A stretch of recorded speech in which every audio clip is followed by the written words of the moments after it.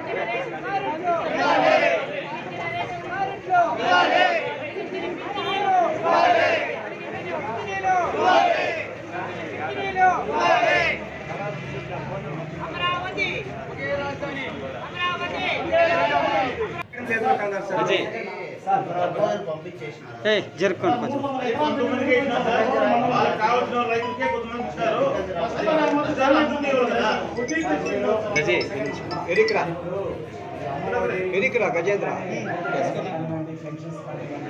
ప్రభుత్వం కూడా కఠినమైన నిబంధనలు పేదలకు ద్రోహం చేస్తారు కాబట్టి తమరు ప్రభుత్వ దృష్టికి మా విషయాలను పంపించేసింది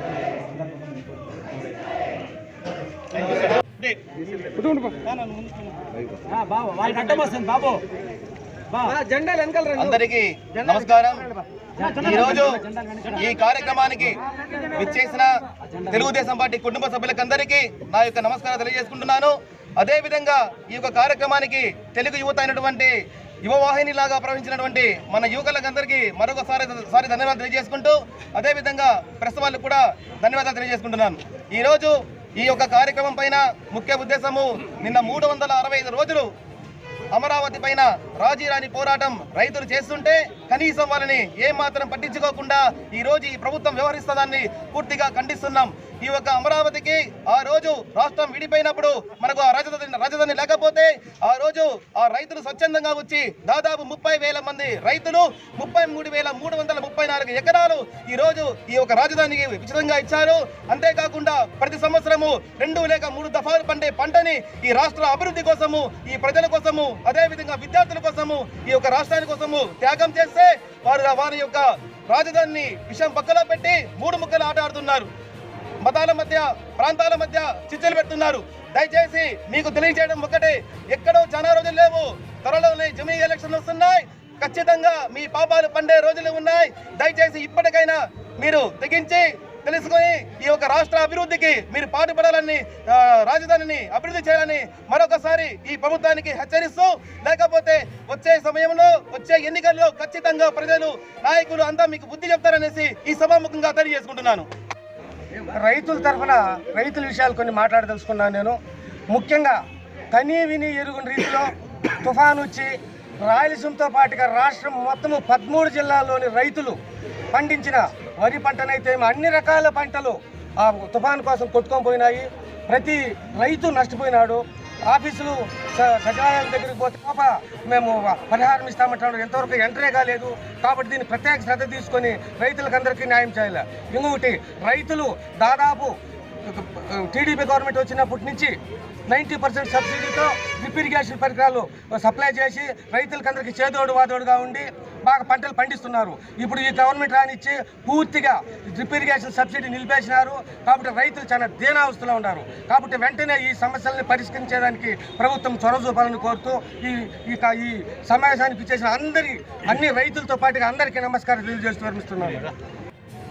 ఈరోజు ఆంధ్రప్రదేశ్ ప్రభుత్వ పాలన ఎలా ఉందంటే నిరంకుశ పాలన, రాక్షస పాలన.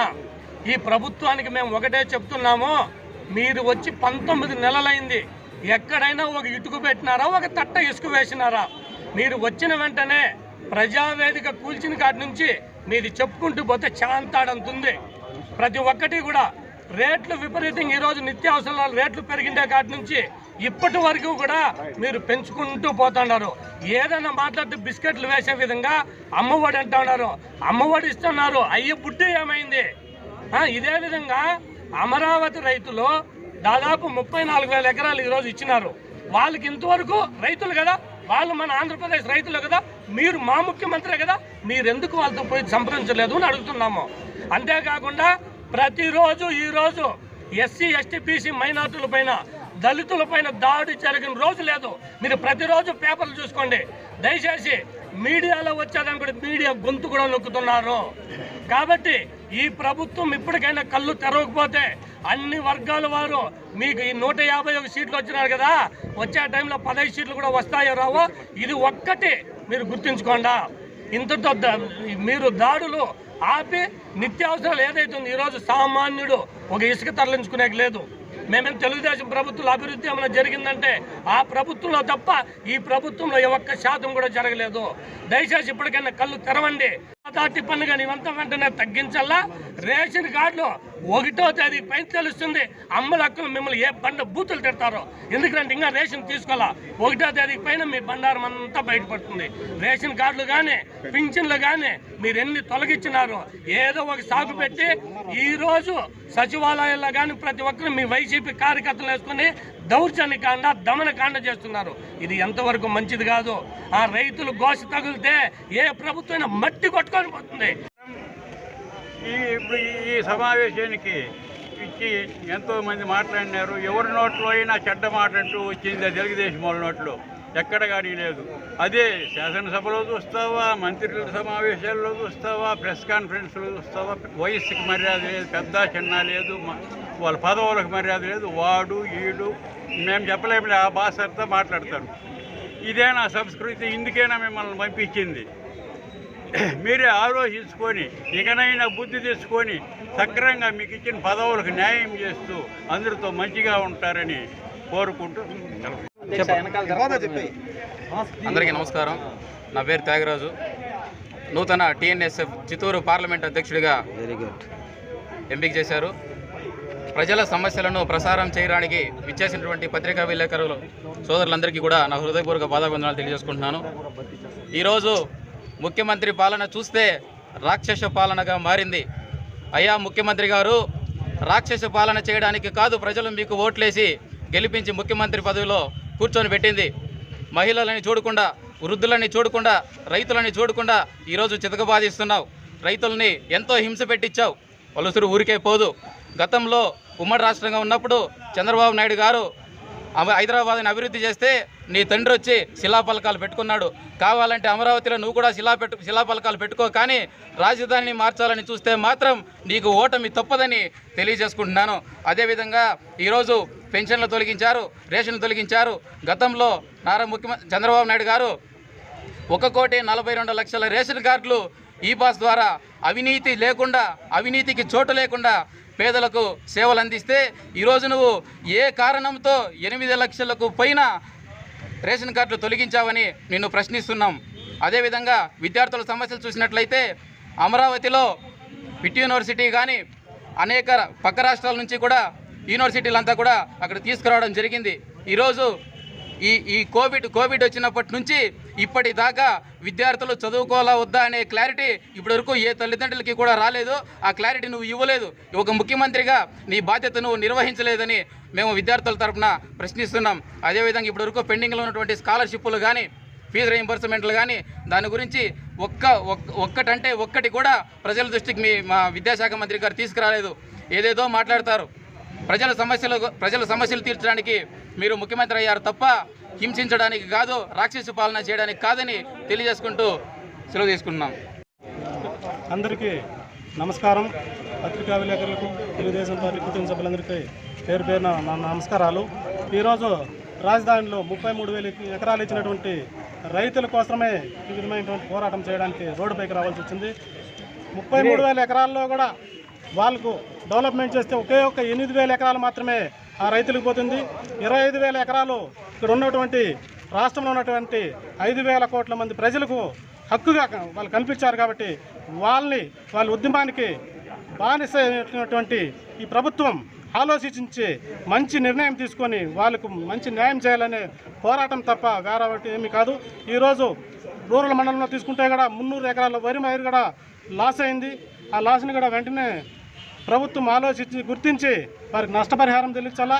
అదేవిధంగా అమరావతిలో ఉన్నటువంటి రైతులకు కూడా న్యాయం చేయాలనే మా కోరిక తప్ప వేరేమీ లేదు. ఇది ఆలోచించి రాష్ట్ర ప్రభుత్వం ఉన్నటువంటి ముఖ్యమంత్రి ఆలోచించి దీనికి వాళ్ళకి న్యాయం చేయాలని కోరుకుంటూ సెలవు తీసుకుంటున్నాం.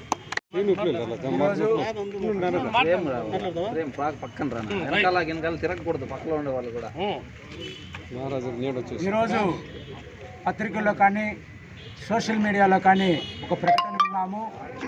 ఈ నెల క్రిస్మస్ మరియు వైకుంఠ ఏకాదశి రోజు ఇంటి పట్టాలు పంపిణీ అనేసి మేము చూసాము, విన్నాము.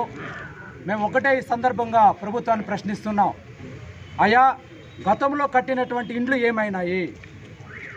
ప్రజల దగ్గర 5,000, 500, 15, 25,000, ₹1,00,000 ఇట్లా కట్టించుకున్నారు. ఆ డబ్బులు ఏమైనా అనేసి మేము ఈ సందర్భంగా ప్రశ్నిస్తున్నాం. ఆ డబ్బులన్నీ కూడా ఏం చేశారు? అది ప్రజలకు మీరు చెప్పాల్సినటువంటి ధర్మం ఉంది. ఊరికే మీరు ఇప్పటికే దాదాపు 5-6 సార్లు మీరు ఈ నెల ఇస్తాము, వచ్చే నెల ఇస్తాము, సచిన రోజు ఇస్తాము, బతికిన రోజు ఇస్తామని చెప్పి ఈరోజు పండగ రోజు అని చెప్పారు. ఆ రోజు ఏం చేస్తారు ఇప్పటి వరకు క్లారిటీ లేదు. దయచేసి ప్రజలు ఇదివరకు కట్టినటువంటి ఆ డబ్బులకి ఆన్సర్ కూడా మీరు ఇవ్వాల్సిన బాధ్యత మీకు ఉంది. కాబట్టి దానికి మీరు క్లారిటీ ఇచ్చి ఈ యొక్క కార్యక్రమాన్ని మీరు పూనుకోవాలని చెప్పి సందర్భం కోరుకుంటున్నాము. ఈ విధంగా మీరు ప్రజల్ని ఇదే విధంగా మీరు కానీ నష్టపరిహారం చెల్లించకుండా ప్రజలకి బాధ్యత లేకుండా మీరు నడుచుకున్నట్లయితే తప్పకుండా రాబోయే రోజుల్లో ప్రజలు మీకు బుద్ధి చెప్తారని సందర్భంగా తెలియజేస్తున్నాం. జై తెలుగుదేశం.